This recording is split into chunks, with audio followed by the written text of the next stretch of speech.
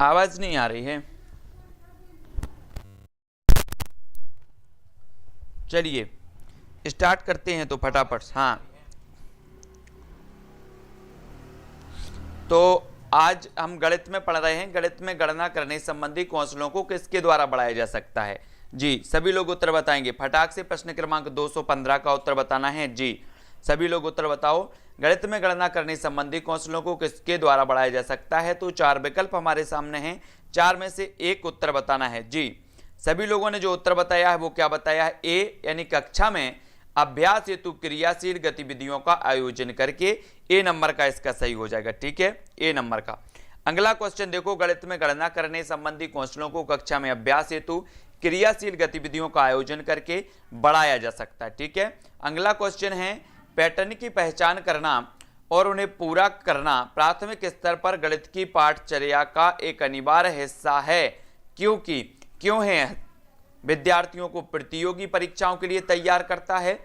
Sudoku पहेली को हल करने में विद्यार्थियों की सहायता करता है।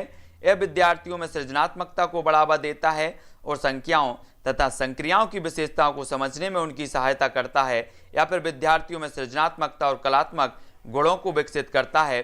तब आपको बताना है कि पैटर्न की पहचान करना और उन्हें पूरा करना प्राथमिक स्तर पर गणित की पाठचर्या का एक अनिवार्य हिस्सा क्यों है। तो सभी लोगों का जो आंसर आ रहा है 216 का, अधिकांश लोग जो उत्तर बता रहे हैं वो क्या बता रहे हैं, विकल्प नंबर सी, यानी कि यह विद्यार्थियों में सृजनात्मकता को बढ़ावा देता है और संख्याओं तथा संक्रियाओं की विशेषता को समझने में उनकी सहायता करता है। बिल्कुल राइट आंसर आया है, विकल्प नंबर सी इसका सही हो जाएगा। ठीक है, अगला क्वेश्चन कर लेते हैं।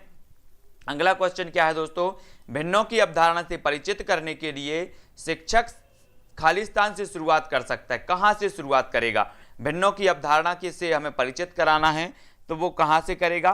प्रश्न क्रमांक 217 का उत्तर सभी लोग बताएंगे, सभी लोगों को पता भी है तो उनका उत्तर बताना है।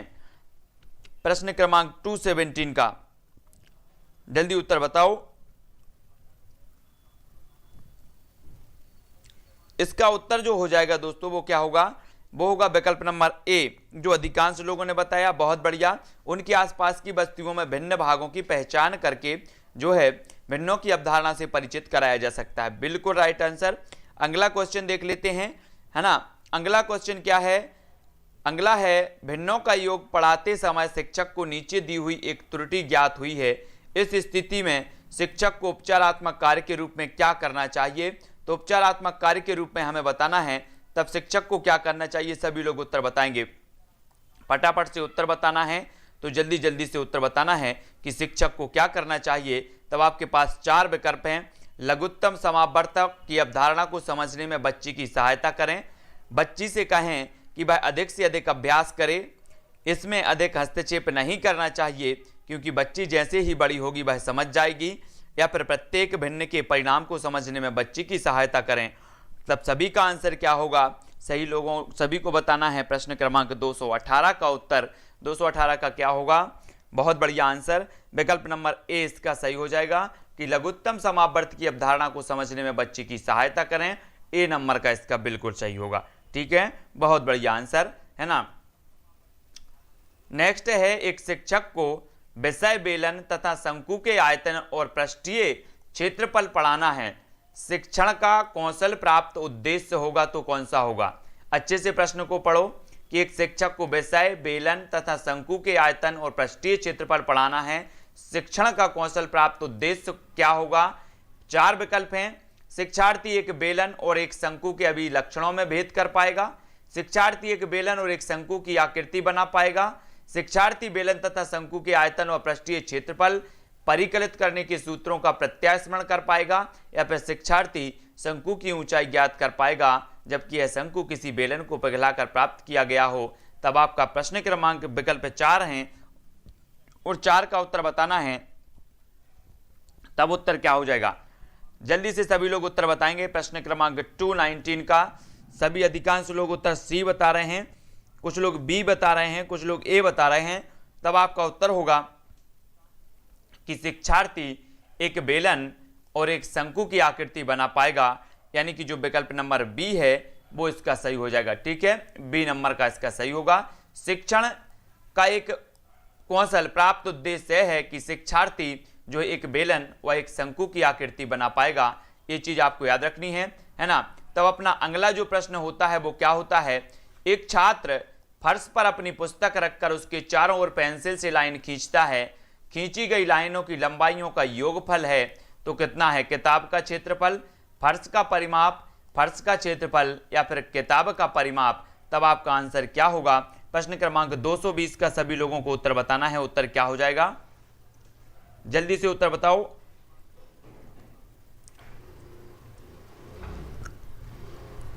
तब आपका जो उत्तर हो जाएगा वो क्या हो जाएगा, वो हो जाएगा डी यानी कि किताब का परिमाप। किताब का परिमाप इसका सही आंसर। अधिकांश लोग बता रहे हैं विकल्प नंबर डी जो है वो इसका सही हो जाएगा। ठीक है, बहुत बढ़िया, डी नंबर का इसका सही होगा। तब अगला प्रश्न हम देख लेते हैं। अगला जो प्रश्न है कि एक विद्यार्थी गिलास में भरे हुए पानी को गिलास आयतन बताता है, छात्र को स्पष्ट नहीं है तो क्या नहीं है। आयतन की अवधारणा, आयतन की माप, आयतन का सूत्र या आयतन की इकाई। प्रश्न क्रमांक 21 का आंसर बताना है, जल्दी से बताएंगे उत्तर क्या हो जाएगा।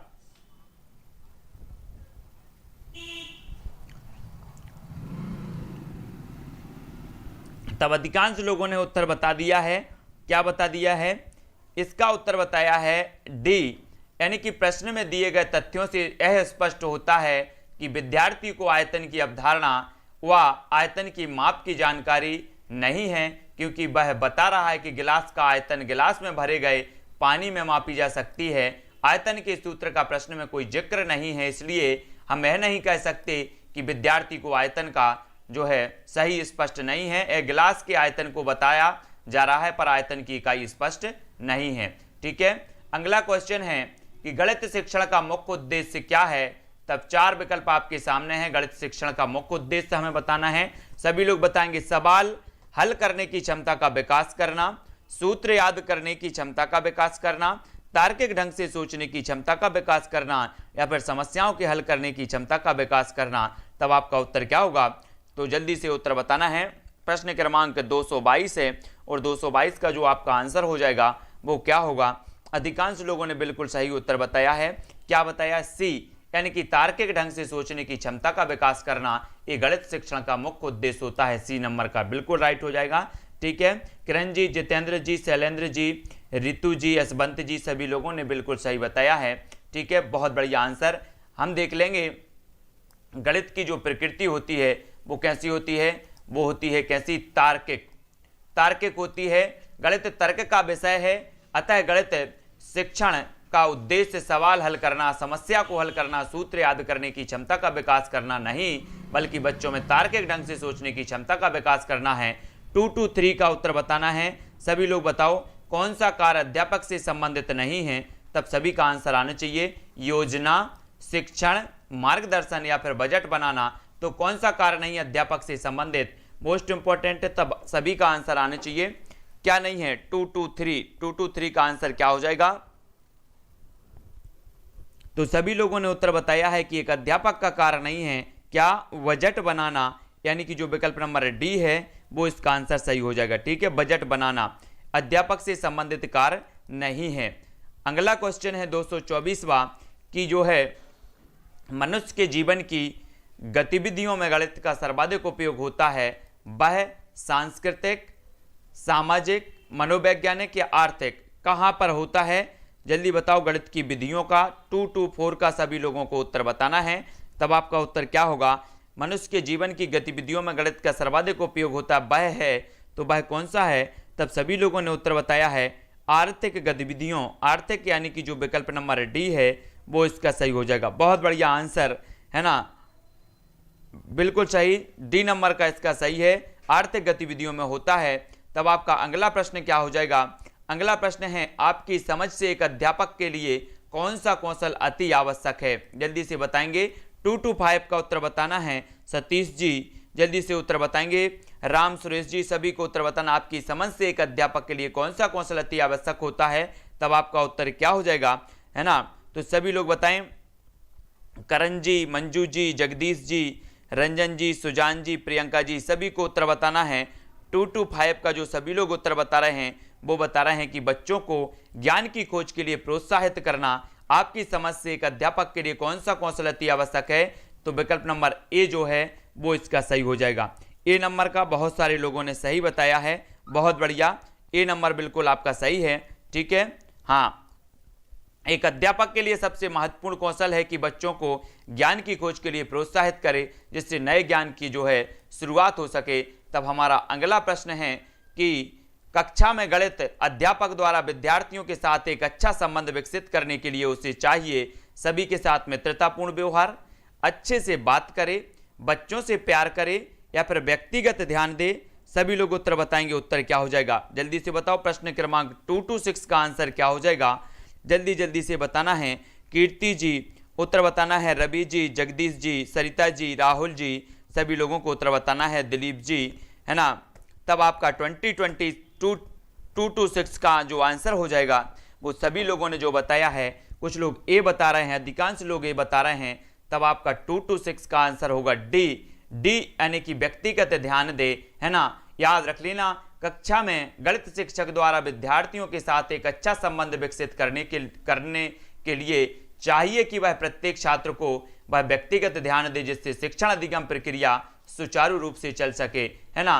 तब अगला जो हमारा प्रश्न है वो हमें बताना है, एक गणित अध्यापक बच्चों में गणना करने की शक्ति को निम्नलिखित द्वारा बढ़ा सकता है, तो किसके द्वारा बढ़ा सकता है? सभी लोगों को उत्तर बताना है, उत्तर बताएंगे, जल्दी जल्दी से उत्तर बताएं। शैलजा गुप्ता जी, राहुल जी, सुजन अली जी, सभी लोगों को उत्तर बताना है। 227 का उत्तर क्या हो जाएगा?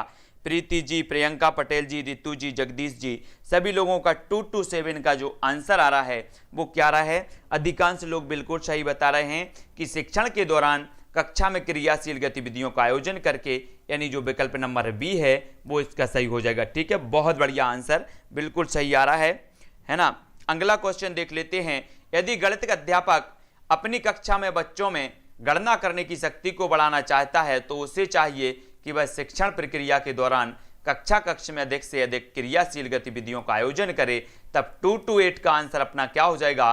शिक्षा की बैंकिंग मॉडल के लिए निम्नलिखित में से कौन सा सही नहीं है? तो यह विद्यार्थियों को जानकारी देता है, यह विद्यार्थियों को ज्ञान देता है, यह विद्यार्थियों में कौशल विकसित करता है, यह विद्यार्थियों को समझ देता है। तब आपका आंसर क्या होगा? जल्दी से उत्तर सभी लोगों को बताना है, जल्दी बताओ।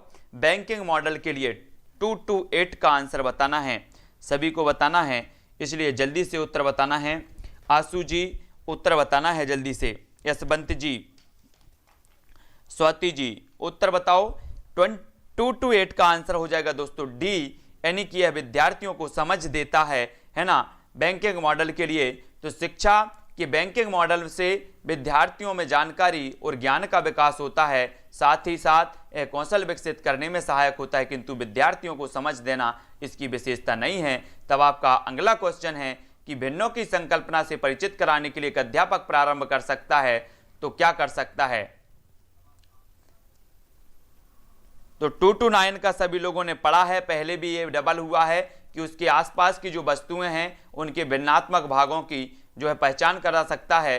तो ये प्रश्न कई बार आया भी है, सभी लोगों को याद रख लेना है। ठीक है, मोस्ट इंपॉर्टेंट है, भिन्नों की संकल्पना है, भिन्नों की संकल्पना के लिए परिचित कराने के लिए उनके आसपास की वस्तुओं के भिन्नात्मक भागों की पहचान कराकर, मोस्ट इंपॉर्टेंट है, इसलिए IMP है, याद भी कर लेना सभी लोग। ठीक है, बहुत बढ़िया आंसर है।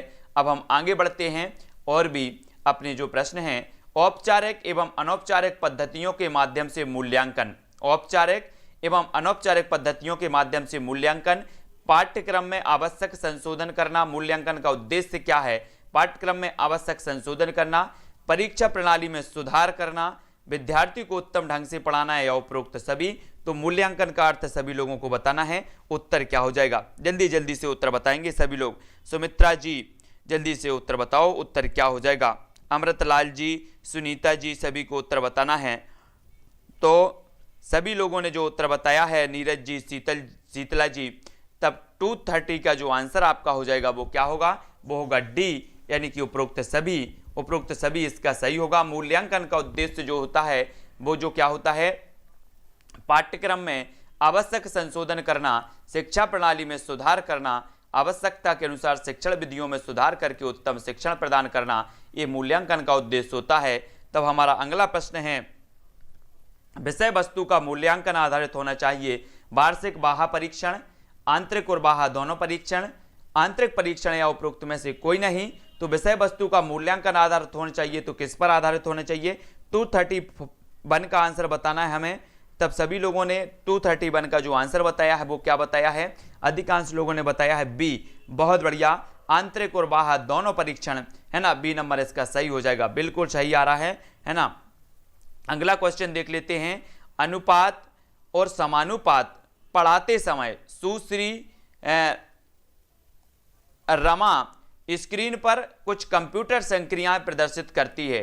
कॉपी एंड पेस्ट तथा कॉपी एंड एनलार्ज या कॉपी एंड रिड्यूस यह गतिविधि हो सकती है। रूपात्मक आकलन गतिविधि, समय व्यतीत करने के लिए मजेदार गतिविधि, अनुपात को प्रस्तुत करने के लिए विषय वस्तु पूर्व गतिविधि या विषय वस्तु पश्चात गतिविधि। तो 232 सभी लोग उत्तर बताएंगे। उत्तर क्या हो जाएगा? वीरेंद्र जी उत्तर बताना है जल्दी से। इसरार अंसारी जी, पूजा गुप्ता जी, सभी को उत्तर बताना है। तब सभी लोगों ने उत्तर बताया है। संतोष तोमर जी 2-3 तूता अंतर त्याहुदा, तब आपका होदायदा सी। अनुपात को प्रस्तुत करने के लिए विषय वस्तु पूर्व गतिविधि। सी नंबर का जिन्होंने भी बताया है उनका बिल्कुल सही है। कंप्यूटर संक्रिया में copy and paste, copy and enlarge तथा कॉपी एंड रिड्यूस आदि सभी किसी भी विषय को पढ़ाने से पूर्व की गतिविधियां हैं। तब आपका प्रश्न है कि क्षेत्रमिति की इकाई पर आधारित पाठ्य योजना में शामिल एक अनुदेशात्मक उद्देश्य इस प्रकार था। शिक्षार्थी गणित के अनुप्रयोग को समझ सकेंगे। यह अनुदेशात्मक उद्देश्य क्या है? उचित है क्योंकि किसी को भी प्राप्त ज्ञान का अनुप्रयोग करने के योग्य होना चाहिए। अनुचित है क्योंकि उद्देश्य अस्पष्ट है और खराब तरीके से परिभाषित है। उचित है क्योंकि गणित के सभी इकाइयों का उद्देश्य यही है। उचित है क्योंकि क्षेत्रमिति पर आधारित इकाई के दैनिक जीवन में अनेक अनुप्रयोग हैं। तब सभी का आंसर क्या होगा? जल्दी से उत्तर बताएंगे सभी लोग। जो उत्तर बता रहे हैं वो क्या बता रहे हैं? क्षेत्रमिति की इकाई पर आधारित पाठ्य योजना में शामिल एक अनुदेशात्मक उद्देश्य इस प्रकार था। तो 233 का आंसर सभी लोगों ने बताया है क्या? सी, यानी कि उचित है क्योंकि गणित की सभी इकाइयों का उद्देश्य यही है ना। मतलब जो विकल्प नंबर सी है वो इसका सही हो जाएगा, सी नंबर का, है ना। बहुत बढ़िया। अगला क्वेश्चन देख लेते हैं। गणित वह विषय है जिसके अंतर्गत लगभग सभी इकाई का अध्ययन आवश्यक होता है, ना कि किसी एक इकाई का अध्ययन करना। गणित विषय की प्रत्येक इकाई अति जो है महत्वपूर्ण है। अर्थात क्षेत्रमिति की इकाई पर पाठ्य योजना में शामिल एक अनुदेशात्मक उद्देश्य यही है कि विद्यार्थी गणित के अनुप्रयोगों को समझ सके। तब आपका अगला प्रश्न है कि गणित में शिक्षार्थी की रुचि और अभिवृत्ति को परखने के लिए निम्न में से कौन सी मूल्यांकन नीतियां प्रयुक्त हो सकती हैं? तो 234 का आंसर बताना है। उत्तर क्या हो जाएगा? सभी लोग उत्तर बताएंगे। अमर सिंह जी 234 का उत्तर बताना है, सभी लोगों को बताना है। तो 234 का आपका आंसर हो जाएगा, वो क्या हो जाएगा? बहुत बढ़िया आंसर 234 का होगा डी। जांच सूची, पोर्टफोलियो, परियोजना कक्ष की सहभागिता, ये जो है डी नंबर का इसका सही हो जाएगा। ठीक है, डी। गणित में शिक्षार्थी की रुचि और अभिवृत्ति को परखने के लिए जांच सूची, पोर्टफोलियो, परियोजना कक्षा की सहभागिता, मूल्यांकन नीतियां प्रयुक्त हो सकती हैं। तब आपका अगला क्वेश्चन है, किसी परिकल्पना का परीक्षण करने के लिए करते हैं परीक्षण, परीक्षा, मूल्यांकन या फिर परिणाम? जल्दी से बताओ। प्रश्न क्रमांक 235 का उत्तर बताओ। किसी परिकल्पना का परीक्षण करने के लिए करते हैं तो क्या करते हैं? अधिकांश लोगों ने उत्तर बताया। कुछ लोग ए बता रहे हैं, कुछ लोग सी बता रहे हैं। तो किसी परिकल्पना का परीक्षण करने के लिए करते हैं परीक्षण, है ना। परीक्षण करने के लिए परीक्षण करते हैं। परिकल्पना का परीक्षण करने के लिए प्रायोगिक कार्य आवश्यक है जिसमें परीक्षण अनिवार्य है। तब आपका विकल्प नंबर जो ए है वो इसका सही हो जाएगा। अगला क्वेश्चन देखो, किसी विद्यार्थी में निम्न में से क्या आंकना चाहिए? गणितीय संप्रेषण, बिना समझे रटने की क्षमता, शिक्षक को सुनने की क्षमता, या अवधारणा ना समझने पर प्रश्न ना पूछने की प्रवृत्ति। तब 236 का उत्तर क्या होगा? सभी लोगों को उत्तर बताना है। 236, किसी विद्यार्थी में निम्न में से क्या आंकना चाहिए? क्या आंकेंगे आप लोग? शिक्षक बन जाएंगे तो विद्यार्थी में क्या आंकेंगे?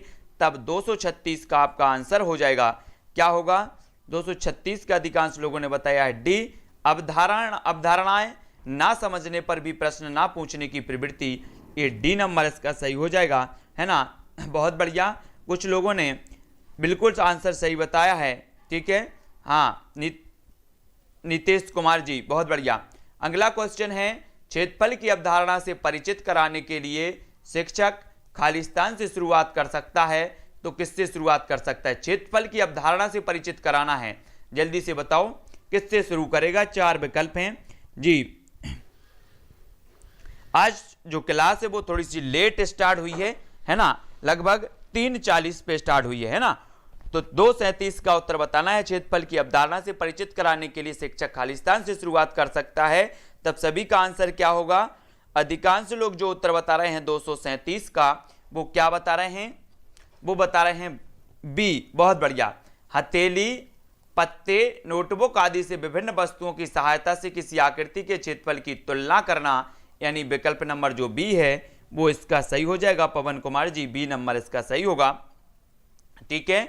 अगला क्वेश्चन है, किसी भी विषय वस्तु को अवधारणा को समझाते हुए एक शिक्षक को चाहिए कि वह प्रारंभ में दैनिक जीवन से संबंधित उदाहरणों का समावेश करे, तत्पश्चात ही उस विषय वस्तु की मौलिक अवधारणाओं जैसे सूत्र, सिद्धांत आदि का अनुप्रयोग सिखाए, ठीक है।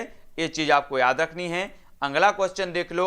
अगला क्वेश्चन है, प्राथमिक स्तर पर शिक्षार्थियों को माप का संदर्भ पढ़ाने के लिए निम्न में से कौन सा कथन सत्य है? तो कौन सा कथन सत्य है? जल्दी से कमेंट में लिखो। प्रश्न क्रमांक 238 का उत्तर बताना है। सभी लोग उत्तर बताएंगे। प्राथमिक स्तर पर शिक्षार्थियों को माप का संदर्भ पढ़ाने के लिए कौन सा कथन सत्य है? तब आपका उत्तर क्या हो जाएगा? 4 विकल्प हैं, 4 में से एक का चयन करना है। मोस्ट इंपॉर्टेंट है, सभी लोग चयन करेंगे। तब सभी लोगों ने जो उत्तर बताया है वो क्या बताया है? अधिकांश लोगों ने उत्तर बताया है बी, यानी कि प्रमाणिक मापों का उपयोग अप्रमाणिक मापों के बाद करना चाहिए। बहुत बढ़िया आंसर, बी नंबर का इसका सही हो जाएगा अमृतलाल जी, है ना, बी नंबर का। प्राथमिक स्तर पर शिक्षार्थियों को माप का संदर्भ पढ़ाने के लिए प्रमाणिक मापों का उपयोग अप्रमाणिक मापों के बाद कराना चाहिए। इससे मापन में त्रुटियों का पता चलता है और प्रमाणिक मापन का जो है महत्व बढ़ता है। तब आपका अगला क्वेश्चन है, गणितीय खेल और पहेलियां मदद करते हैं, तो किस चीज में मदद करते हैं? जल्दी से विकल्प को पढ़ना है और उत्तर बताना है फटाफट से। 239 का उत्तर सभी लोग लिखेंगे। उत्तर क्या हो जाएगा? पुष्पेंद्र जी, माही जी, अनुराधा जी, सभी लोग उत्तर बताएंगे। आराधना जी, उत्तर क्या होगा 239 का? गणितीय खेल और पहेलियां मदद करते हैं, तो किस चीज में मदद करते हैं? तब 239 का आपका आंसर होगा, वो क्या होगा? सभी लोगों ने उत्तर बताया है, वो क्या बताया है? ए बी सी डी, यानी कि विकल्प नंबर जो बी है वो इसका सही होगा, ठीक है, बिल्कुल, बहुत बढ़िया, बी नंबर इसका सही है। अगला क्वेश्चन देख लेते हैं। अगला क्वेश्चन है कि कक्षा 1 के एक शिक्षक ने एक विद्यार्थी को सभी वस्तुओं की गणना करने के लिए कहा, जिनमें पेन, रबड़, शार्पनर का संग्रह था। विद्यार्थी ने सभी वस्तुओं को एक रेखा में रखा और गणना शुरू की। उसने 10 वस्तुओं के साथ कहा कि 2 पेन, 5 रबड़ और 3 शार्पनर हैं। आपके विचार से विद्यार्थी को गणना के किन सिद्धांतों पर कठिनाई का सामना करना पड़ रहा है? तो जल्दी से बताएं, उत्तर क्या हो जाएगा? थोड़ा सा समझना है और फिर उत्तर बताना है। प्रियंका जी, आशु जी, सभी लोग उत्तर बताएंगे। तब उत्तर क्या हो जाएगा? पूजा जी, जल्दी से उत्तर बताएं, थोड़ा सा समझो और उत्तर बताओ। प्रश्न क्रमांक 240 का जो आपका आंसर होगा वो होगा क्या? ए, अमूर्तन और असंगत क्रम सिद्धांत, यानी विकल्प नंबर जो ए है वो इसका सही हो जाएगा, है ना। ए कैसे? विद्यार्थी को गणना के अमूर्तन और असंगत क्रम सिद्धांत पर कठिनाई का सामना करना पड़ रहा है, तो ए नंबर इसका आपका सही हो जाएगा। ठीक है, बहुत बढ़िया। अगला आपका क्वेश्चन है, ज्यामितीय समझ को विकसित करने के लिए निम्न में से कौन सा श्रेणी क्रम सही है? कौन सा श्रेणी क्रम सही है? सभी लोग बताएंगे। ज्यामितीय समझ को विकसित करना है, 2, 4, 1 का उत्तर बताना है। सब लोग उत्तर बताएंगे। 2:30 से पूजा केसरी जी, बिल्कुल 2:30 से स्टार्ट होती है क्लास। यशवंत जी, है ना, कैलाश जी, सभी लोगों का उत्तर आनी चाहिए। 241 का सभी लोग उत्तर बताएंगे। तब 241 का उत्तर क्या हो जाएगा? ये मैथ पेडागोजी है, math pedagogy Saraswati math pedagogy है। 241 का जो आपका आंसर होगा वो होगा डी, मानसिक चित्रण, विश्लेषण, औपचारिक निगमन और अनौपचारिक निगमन, यानी कि जो विकल्प नंबर डी है वो इसका सही हो जाएगा, है ना। 241 का ज्यामितीय समझ को विकसित करने के लिए निम्न में से कौन सा श्रेणी क्रम सही है? तो विकल्प नंबर डी इसका बिल्कुल राइट होगा। अगला क्वेश्चन देखेंगे। अगला क्वेश्चन है जो अपना, वो क्या है? वो है, कक्षा दूसरी के शिक्षक ने योग के निम्नलिखित शाब्दिक प्रश्न को विद्यार्थियों को हल करने हेतु दिया। एक टोकरी में 5 सेव हैं एवं उसमें 7 सेव और डाल दिए। अब टोकरी में कितने सेव हैं? इस प्रकार का शाब्दिक प्रश्न निम्न में से किस मॉडल श्रेणी से संबंधित है? संवर्धन, पृथक्करण, योग की पुनरावृत्ति या फिर समुच्चय? सभी को उत्तर बताना है, जल्दी उत्तर बताएंगे। तब प्रश्न क्रमांक 242 का उत्तर बताना है। सभी लोग उत्तर बताएंगे फटाफट से। 242 का सभी लोगों ने जो आंसर बताया है वो क्या बताया है? अधिकांश लोग जो उत्तर बता रहे हैं 242 का आंसर वो बता रहे हैं क्या? समुच्चय। समुच्चय यानी कि जो विकल्प नंबर डी है वो इसका सही होगा, डी नंबर का इसका सही होगा। ठीक है, हाँ, बहुत बढ़िया आंसर।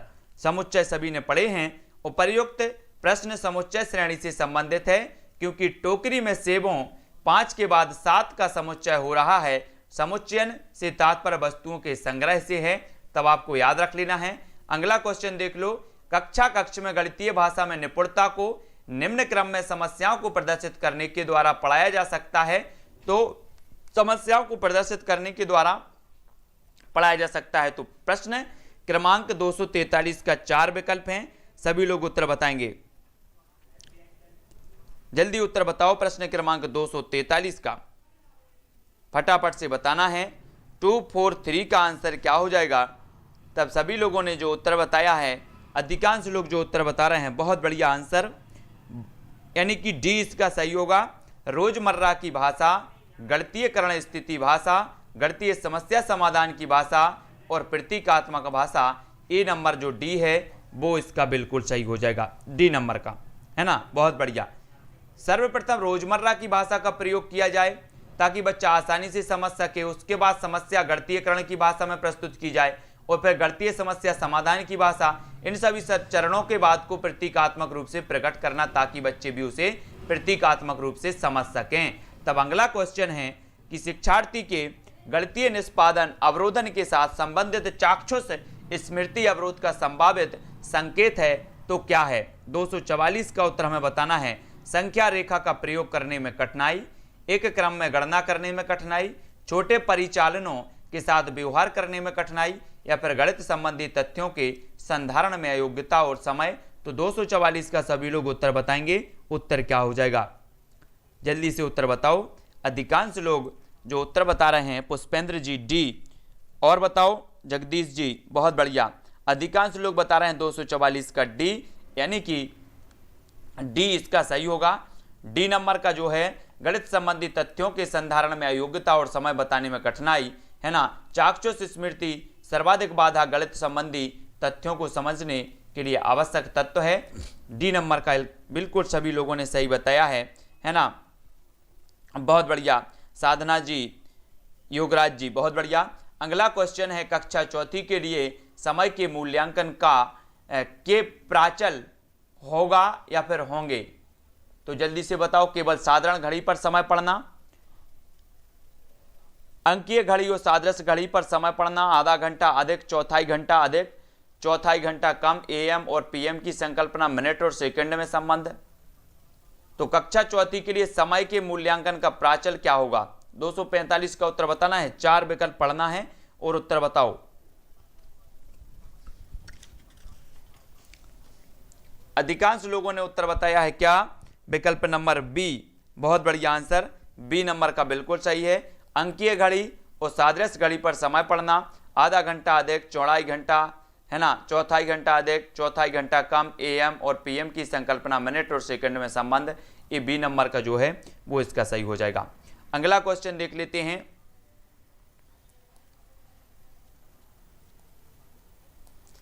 कक्षा 2 से सम संख्या और विषम संख्या की संकल्पना का परिचय मूर्त वस्तुओं का दी गई संख्या के साथ युगलन के क्रियाकलाप द्वारा दिया गया है। इसके पश्चात शिक्षिका ने छात्रों से यह जांच करने के लिए कहा कि वे यह देखें कि रंगों की डिब्बों में क्रेयॉनों की कुल संख्या सम है अथवा विषम, उनकी गणित की कॉपी में कागजों पेजों की संख्या सम है अथवा विषम, क्रेयॉनों पेजों की सम संख्या अथवा विषम संख्या ज्ञात करने का यह कार्य अधिगम के लिए मूल्यांकन है, अधिगम के रूप में मूल्यांकन है, अधिगम के अंत में मूल्यांकन है, या फिर अधिगम का मूल्यांकन है। तब आपका आंसर क्या होगा, जल्दी से बताना है, फटाफट से बताओ।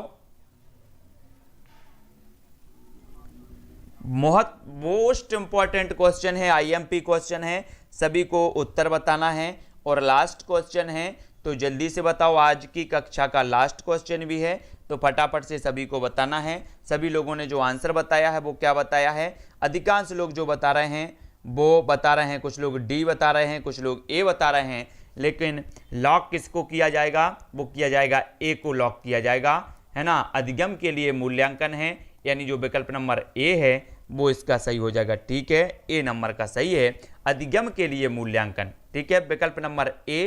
प्रश्न के अनुसार जिस प्रकार शिक्षक ने छात्रों से डिब्बों के सम और जो है विषम होने की जांच के लिए कहा, इस प्रकार का कार्य अधिगम के लिए मूल्यांकन है, यानी कि जो विकल्प नंबर ए है वो इसका सही हो जाएगा। ठीक है, बहुत बढ़िया।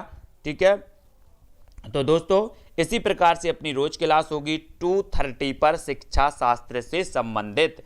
ठीक है, कुछ और अपने प्रश्न हैं गणित मैथ पेडागोजी के, उन पर अपन को चर्चा करना है, और फिर उसके बाद अपना जो गणित पेडागोजी के प्रश्न हैं जो आपके किसी न किसी परीक्षा में आए हुए हैं वो कंप्लीट हो जाएंगे। उसके बाद अपन नेक्स्ट जो कक्षा है उसको प्रारंभ करेंगे, है ना। सोनम जी पुस्तक लेना चाहते हैं, अगर कंप्लीट सिलेबस चाहिए है आपको कि कंप्लीट सिलेबस मिले तो अरिहंत की बढ़िया है, और आपको अच्छे से पढ़ना है, विस्तृत अच्छे से जो टॉपिक वाइज पढ़ना है, तो आपको यूथ कंपटीशन की बुक भी अच्छी आ रही है, यूथ कंपटीशन की बुक बढ़िया है, वो भी ले सकते हैं। अलग अलग भी आ रही है, पर्यावरण की अलग है, बाल विकास की अलग है, एमपी टेट की कैप्सूल अलग है, तो एमपी टेट का संयुक्त रूप से वो पूरा आ रहा है, वो भी आप ले सकते हैं, है ना। प्रियंका पटेल जी, सुरेंद्र जी, पूजा जी, योगराज जी, सुमित्रा जी, अनुराधा जी, ठीक है।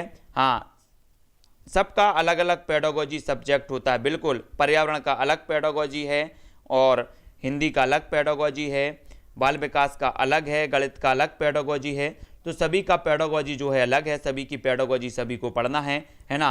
अखिलेश पाल जी, अभिषेक जी, जितेंद्र जी, यशवंत जी, पूजा जी, सोनम जी, माही जी, संतोष जी, अमर सिंह जी, गायत्री देवी, जगदीश जी, पूजा जी, ठीक है, बहुत बढ़िया, सभी लोगों को धन्यवाद। इसी प्रकार से अपनी 6:30 बजे होगी पर्यावरण की क्लास, ठीक है, 6:30 बजे पर्यावरण की क्लास होगी। बिना बुक के ही क्रॉस कर लेते हैं एग्जाम सब, बिल्कुल बिना बुक के कर लो, है ना, पढ़ना भी ना पड़े तब भी कर लो, कोई दिक्कत नहीं। सोनम जी, अनुराधा जी, दित्या जी परमार, जगदीश जी, अनुराधा जी, माही जी, पूजा यादव जी, पूजा केसरी जी, ठीक है, बहुत बढ़िया।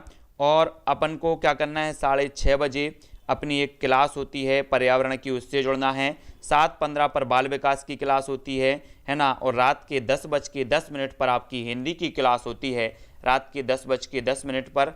तो जो भी जुड़ना चाहते हैं वो जुड़ें, है ना, बहुत बढ़िया। तो आज के वीडियो के लिए बस इतना ही। रीता पटेल जी, सोनम जी, मंजू जी, पूजा यादव जी, सभी के लिए धन्यवाद। जय हिंद।